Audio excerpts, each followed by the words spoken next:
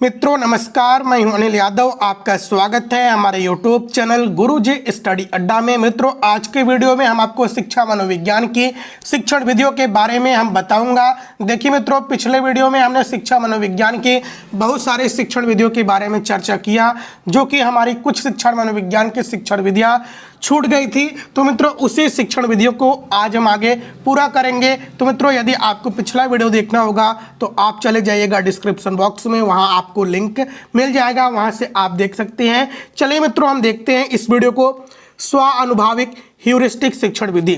तो मित्रों स्व अनुभाविक ह्यूरिस्टिक शिक्षण विधि की बात करें तो ह्यूरिस्टिक शिक्षण के प्रतिपादक आर्मस्ट्रांग थे। यदि हम बात करें ह्यूरिस्टिक शिक्षण के प्रतिपादक कौन थे तो आर्मस्ट्रांग थे। ह्यूरिस्टिक का अर्थ होता है अन्वेषण। देखिए मित्रों ह्यूरिस्टिक का क्या मतलब होता है? अन्वेषण। अन्वेषण का मतलब होता है खोज से। इसलिए मित्रों स्वाभाविक शिक्षण में बच्चा अपने आप खोजबीन करके सीखता है। इस शिक्षण में अध्यापक की सहायता और परामर्श की जरूरत नहीं पड़ती, बच्चा खुद ही समस्या का समाधान निकालता है। इस विधि में अध्यापक बच्चों की समस्या के लिए प्रश्न दे देता है और वहाँ से हट जाता है, वहाँ से फुट लेता है, तब बच्चे उसका हल खोजते हैं।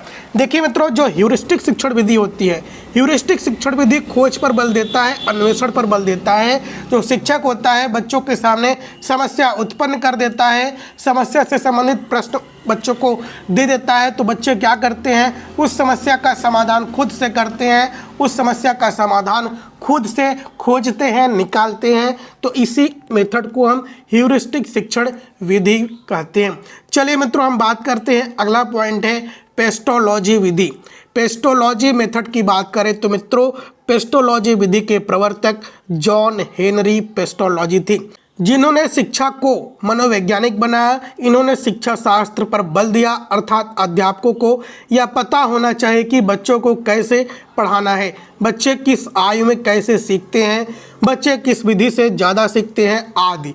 इनके अनुसार शिक्षा स्वाभाविक प्रक्रिया है, मनुष्य वृक्ष के समान है तथा वातावरण से पोषण लेकर फलता फूलता है। ऐसे ही बच्चों ने अपने चारों तरफ के वातावरण से सब कुछ सीखता है और आगे बढ़ता है। इन्होंने बच्चों की क्रियाशीलता के आधार पर करके सीखने पर बल दिया। देखिए मित्रों यदि हम बात करें पेस्टोलॉजी विधि क्या है, तो मित्रों सीधी सी बात है, पेस्टोलॉजी विधि में जॉन हेनरी पेस्टोलॉजी यह क्या कहते हैं कि जो शिक्षक होता है पहले शिक्षक को यह सीखना होता है। क्या? शिक्षा मनोविज्ञान। शिक्षा मनोविज्ञान में शिक्षक को यह सीखना चाहिए कि बच्चे कैसे सोचते हैं, कैसे कार्य करते हैं, किस अवस्था में वह कौन सा कार्य में ज़्यादा रुचि लेते हैं, कौन सा कार्य करते हैं। यानी कि जो शिक्षक होते हैं पहले उन्हें मनोविज्ञान पढ़ाया जाना चाहिए, इस पर यह जोर देते हैं। और पेस्टोलॉजी विधि इस पर जोर देते हैं कि जो बच्चे हो यह करके सीखे, यानी कि बालक सक्रिय बने रहें हर समय। तो क्रियाशीलता के आधार पर बालक को करके सीखने पर बल देती है कौन? पेस्टोलॉजी शिक्षण विधि। चलिए मित्रों हम बात करते हैं, अगली पॉइंट है व्याख्यान विधि, लेक्चर या डिस्क्रिप्टिव मेथड। तो मित्रों इस विधि में अध्यापक एक पाठ को तैयार करके आता है और किसी विषय के विविध पक्षों को विद्यार्थियों के सम्मुख प्रस्तुत करता है।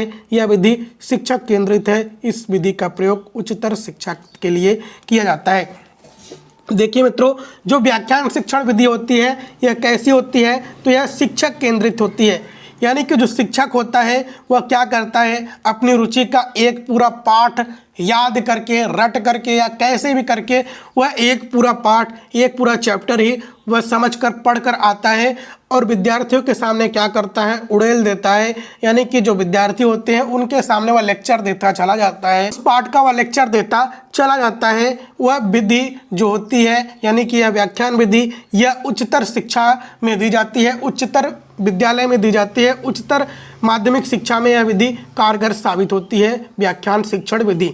चलिए मित्रों हम बात करते हैं, अगले पॉइंट है परिचर्चा विधि, डिस्कशन मेथड। इस विधि में छात्र और अध्यापक आपस में किसी विषय पर चर्चा करते हैं। इस विधि के द्वारा सभी अपने अपने विचार रखते हैं।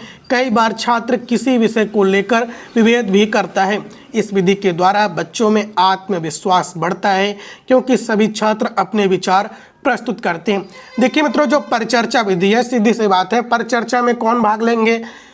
यदि परिचर्चा में कहाँ पर होती है? परिचर्चा विद्यालय में होती है। तो विद्यालय में कौन होते हैं? छात्र होते हैं और छात्र के साथ अध्यापक होते हैं।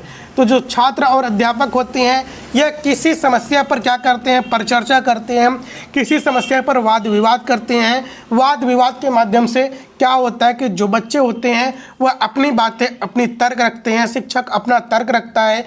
शिक्षक जानबूझकर कुछ ऐसा तर्क रखता है ताकि बालक उस तर्क पर वह सोच विचार कर सके, चिंतन मनन कर सके और अपना तर्क प्रस्तुत कर सके।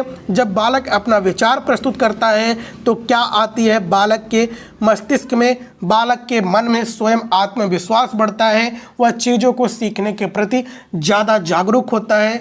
और मित्रों, इसीलिए परिचर्चा जो विधि होती है छात्र और अध्यापक के बीच की चर्चा विधि होती है, इसे हम ऐसा भी कह सकते हैं। और मित्रों, कभी कभी चर्चा इस प्रकार से हो जाती है कि जो छात्र होते हैं, अध्यापक होते हैं, इनके बीच किसी समस्या को लेकर विभेद भी उत्पन्न हो जाता है, लेकिन इसका समाधान भी दोनों लोग मिलकर ही करते हैं। चलिए मित्रों, हम बात करते हैं लास्ट शिक्षण विधि है, अंतिम शिक्षण विधि है निरूपण निदर्शन विधि, डेमोन्स्ट्रेशन। जब अध्यापक रोचक उदाहरणों, चार्ट, नक्शों, मॉडल, प्रोजेक्टर तथा अन्य प्रकार के शिक्षण सामग्रियों का प्रयोग करके पढ़ाता है तो यह निरूपण विधि कहलाती है। यह एक बालक केंद्रित विधि है। यह शिक्षण की सर्वोत्तम विधि मानी जाती है। देखिए मित्रों, जो निरूपण या निदर्शन विधि होती है, कैसी विधि है? यह एक बाल केंद्रित विधि है। जब बाल केंद्रित विधि है तो मतलब यह है कि बालक की रुचि, योग्यता, क्षमता के अनुसार रुचि, योग्यता, क्षमता को ध्यान में रखकर शिक्षक पढ़ाएगा। तो जब बालक की रुचि, योग्यता, क्षमता को ध्यान में रखकर शिक्षक पढ़ाएगा तो जो शिक्षक होगा उसको लेना पड़ेगा एक चार्ट, एक नक्शा, एक मॉडल, एक प्रोजेक्टर, यानी कि उसे के साथ विभिन्न शिक्षण सहायक सामग्रियां जब रहेंगे तो बालक को वह आकर्षित कर सकता है पढ़ाने के प्रति, पढ़ने के प्रति बालक को आकर्षित कर सकता है। वह पढ़ने के प्रति बालक को मन में रुचि जागृत कर सकता है। किसके माध्यम से? विभिन्न शिक्षण सहायक सामग्रियों के माध्यम से। इसलिए मित्रों, निरूपण या निदर्शन विधि यह कहलाती है कि यह चार्ट, नक्शों, मॉडल, पेपर तथा अन्य प्रकार के शिक्षण सामग्रियों का प्रयोग करके शिक्षक जब पढ़ाता है तो यह शिक्षण विधि बाल केंद्रित शिक्षण विधि हो जाती है।